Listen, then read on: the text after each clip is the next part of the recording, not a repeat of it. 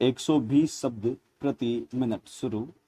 अध्यक्ष जी, जिस समय पाकिस्तान ने भारत पर हमला किया था, उस समय उन्होंने देश की रक्षा के लिए महत्वपूर्ण कार्य किया था।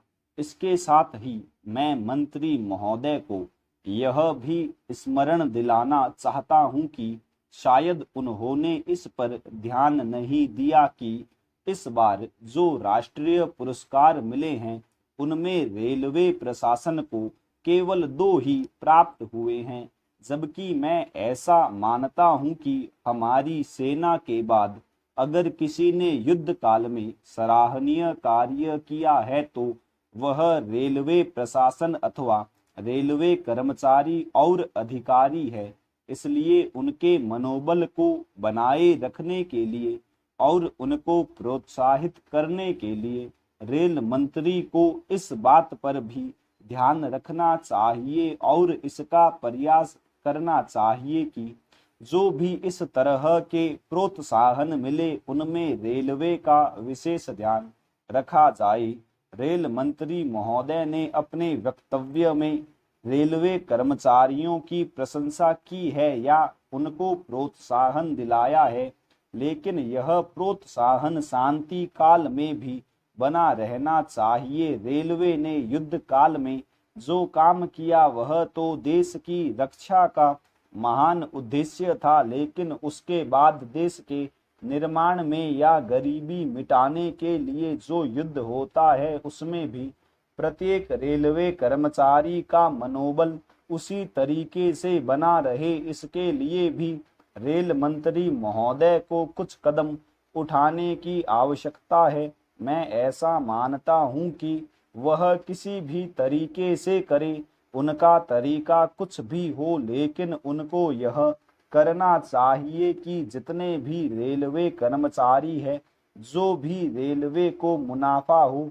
उसमें वह साझीदार हो। चाहे आप उनको बोनस के रूप में कुछ दे, चाहे किसी और तरीके से दे, लेकिन हर वर्ग के रेलवे कर्मचारी को मालूम होना चाहिए कि यदि वह देश के निर्माण के संबंध में ठीक तरह से काम करेगा तो उसको पुरस्कार के रूप में या वेतन के अंश के रूप में अपने वेतन के अलावा पैसा मिलेगा। इसी प्रकार इस संबंध में मैं एक और सुझाव देना चाहता हूं। स्वतंत्रता के बाद रेल प्रशासन भारत सरकार का प्रशासन हो गया, लेकिन यह लोकसभा एक विशेष उद्देश्य को लेकर चुनी गई है। यह उस कार्यक्रम का एक नमूना ही है। गांधी जी ने जीवन के सभी पहलुओं पर प्रकाश डाला था। धन को वे स्वयं से व्यय करके के हक में थे। उपाध्यक्ष महोदय, मैं समझता हूं कि अब तक इस वैदेशिक नीति पर न केवल इस ओर के सदस्यों ने ही बल्कि दूसरी ओर के सदस्यों ने भी प्रधानमंत्री जी को धन्यवाद दिया है। इसलिए मैं अपनी तरफ से धन्यवाद देकर उनका बोझ बढ़ाना नहीं चाहता।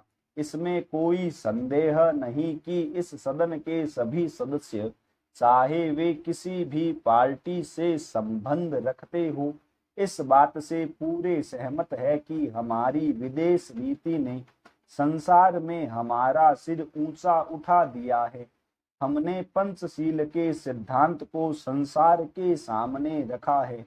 यदि हम उसके आधारभूत सिद्धांत पर दृष्टिपात करें तो हमको पता चलता है कि हमने संसार में एक जो सबसे बड़ा काम किया है वह यह है कि हमने तनाव को कम करने का प्रयत्न किया है। जिस समय हमने नई नई स्वतंत्रता प्राप्त की तो हमारे सामने बहुत से प्रश्न थे। उनके साथ ही हमारे 2 बड़े गुट थे जो कि एटम बम और दूसरे बम के लिए हुए हमको चुनौती दे रहे थे कि अगर हमने उनमें से किसी एक गुट में सम्मिलित नहीं हुए तो हमको बड़ी कठिनाई होगी। उस समय भी हमारे प्रधानमंत्री ने हमारे देश की वैदेशिक नीति को इसी स्तर पर रखा। जिसके कारण आज हम संसार में अपना सिर ऊंचा उठा सकते हैं। हमने जो संसार के सामने पंचशील के सिद्धांत को रखा, उसका सबसे बड़ा फल यह हुआ कि एक सम्मेलन हुआ, जिसकी ओर मैं आपका ध्यान दिलाना चाहता हूँ। इस सम्मेलन में बड़े उत्साह के साथ संसार के 29 राष्ट्रों ने, जो कि एशिया और अफ्रीका से संबंध रखते थे, यह घोषणा की कि हम संसार में तनाव कम करना चाहते हैं और साथ ही हम यह चाहते हैं कि संसार में जो विभिन्न सामाजिक और आर्थिक नीतियां हैं, वे साथ साथ चल सके। हमारी वैदेशिक नीति में जो सबसे महत्वपूर्ण चीज है, वह है सह अस्तित्व की भावना। उसी भावना के फल स्वरूप हम देखते हैं कि आज कोरिया का युद्ध नहीं हुआ, जो कि एक तीसरे विश्व युद्ध के रूप में परिवर्तित हो सकता है। हमारी इस नीति के कारण हमारे अमेरिकी मित्र हमसे कुछ अप्रसन्न भी हो गए, लेकिन यदि हम ऐसा न करते तो आज संसार को तीसरा युद्ध देखना पड़ता। मैं बहुत ज्यादा समय नहीं लूंगा, थोड़ा ही लूंगा। उपाध्यक्ष महोदय, मैं निवेदन कर रहा था कि जब हम कोई प्रश्न उठाए तो यह देखें कि हम इसमें से कहां तक बढ़ा सकते हैं। किसी चीज का मूल्य क्या हो, महंगी पड़े या सस्ती पड़े, इसको हमें विशेष नहीं देखना है। गांधी जी ने कितनी ही बार हम लोगों को यह बात समझाई कि मूल्य किसी चीज का रुपए पैसे में क्या है, यह कोई महत्व की बात नहीं है। आप जानते होंगे कि एक वस्तु जो कि हमारे देश में बहुत सस्ती मिलती है, वही वस्तु दूसरे देश में महंगी मिलती है। इतना निवेदन करने के बाद अब मैं श्रम विभाग की जो रिपोर्ट है, उसकी एक मद की ओर तुरंत आ जाता हूँ। जैसा कि पहले मैंने कहा, मैं समझता हूँ कि हमारे इस श्रम विभाग का महत्व दिन प्रतिदिन बढ़ेगा। बहुत से प्रश्न हैं जिनकी तरफ आपका ध्यान भी नहीं है। उन प्रश्नों को आपको लेना पड़ेगा। आज आपका श्रम विभाग अधिकतर औद्योगिक श्रमिकों की ओर ध्यान दे रहा है। अभी हमारे माननीय सदस्य ने जो खेतिहर मजदूरों की दशा सुधारने की ओर भी आपका ध्यान दिलाया था और बतलाया था कि आज उनकी कैसी खराब हालत हो रही है, मैं उनसे पूरी तरह सहमत हूँ। हमारी सरकार का ध्यान देहाती श्रमिकों की ओर नहीं गया। उनकी बड़ी बुरी हालत है। आपने उनकी दशा सुधारने के लिए क्या किया है?